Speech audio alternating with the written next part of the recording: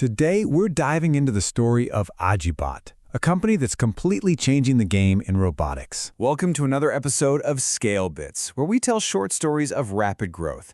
And today, wow, do we have a story for you. It's about a company called AgiBot, and they're taking on one of the biggest nuts to crack in tech: how to build robots that actually think for themselves. So where does a story like this even begin? Well, it starts with the founder, a guy named Peng Zhihui. You know, as a kid, he wasn't dreaming about robots. He was dreaming about being an astronomer.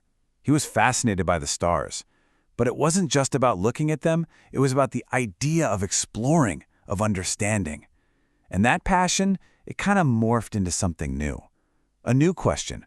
What if he could build robots that were curious, just like us?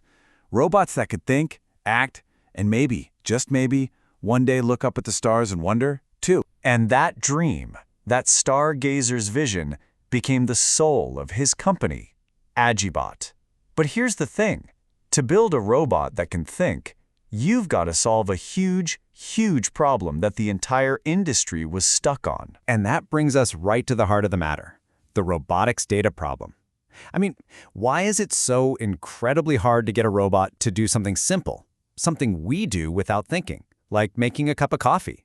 Especially if it's a coffee maker it's never seen before. Well, it all comes down to how they learn. Think about it. For years, we've had traditional robots. These guys are kind of dumb. They're just following a script. Move arm 15 degrees. Grip with exactly 5 newtons of force.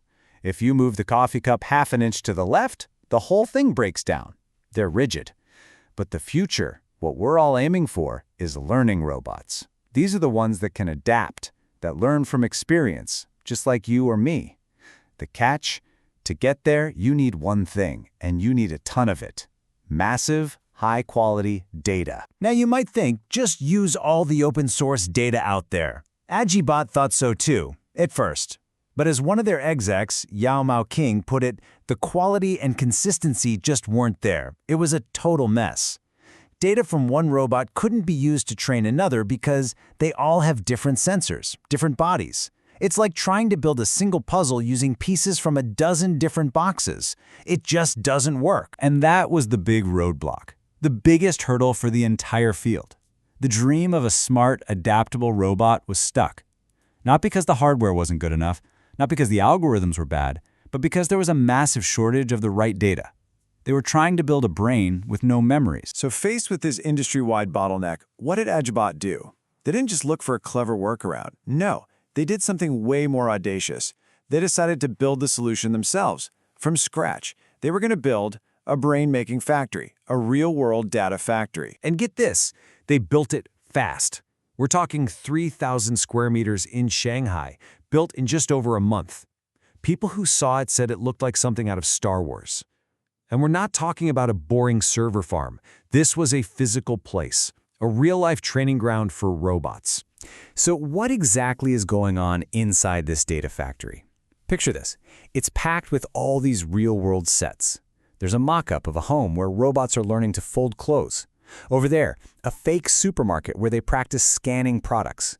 It's literally a school for robots, a place where they go to practice, practice, practice. And the way they learn is pretty cool. It's a 4-step process. First, a human instructor actually shows the robot what to do, using VR or handheld guides. It's like, here, let me show you how to pour this drink. That's step 1. Demonstrate. Then, as nearly 100 robots practice this, they're collecting a flood of data. We're talking 30 to 50,000 data points every single day. That data gets fed into their giant AI models to be trained. And finally, after all that, the robots start to get it. They master the skill and can actually generalize it for new situations they've never seen before. The sheer scale here is just staggering. In the first 2 months alone, they generated over 1 million of these real-world data points. This isn't just data, it's a competitive advantage. It's a data moat that nobody else has. They're literally building the foundation for their robot's intelligence, one real-world action at a time. Okay, so they have this amazing data factory, but how does that turn into actual progress, into a real business? Well, it all starts with having a plan, a roadmap. And their plan is called the G-level roadmap. It's super simple to understand. It's a lot like the L1 to L5 levels you hear about for self-driving cars. G1 is your basic, dumb robot. just simple automation. The ultimate goal, G5, is the holy grail, true artificial general intelligence. This roadmap gives them, and us, a really clear way to measure how far they've come and how far they have to go. And this isn't just some theoretical thing on a whiteboard. They are already deploying G2-level robots. These are robots that can take those basic skills they learned in the factory and apply them in different situations. They're already partnering with big names in manufacturing and services, putting these robots to work in the real world. The speed here is just wild. I mean, look at this timeline. The company was founded in February 2023. By the end of 2024, they'd already built their 1,000th robot. And now in 2025, they're already signing deals to expand internationally. That kind of rapid growth is exactly why we're talking about them. And it all goes back to solving that data problem first. But here's where the story takes a really interesting turn. AgiBot's goal isn't just to sell a bunch of robots to big companies. No, their plan is much, much bigger. It's about changing who gets to build the future of robotics. It all goes back to Peng Zhihui's personal ideal, his dream. He has this belief that creating this kind of technology shouldn't just be for a handful of giant corporations. He imagines a future where literally everyone, a student in their dorm room, a researcher in a small lab, a hobbyist in their garage, can build their own humanoid robot. And how do you make that happen? Well, you do something pretty shocking.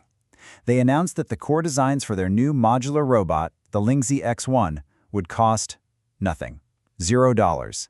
Absolutely free. And we're not talking about some stripped-down, useless version. They're open-sourcing almost everything. The structural design drawings, the complete software framework, the source code for the middleware, even the basic code to make it move. They're handing over the entire blueprint. So what's the big idea here? It's simple, really.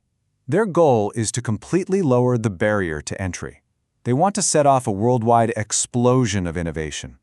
The thinking is, if they provide the basic platform, an entire global community of developers, researchers, and just plain curious people will build amazing things on top of it, pushing robotics forward way faster than any one company ever could. And that leaves us with one final huge question.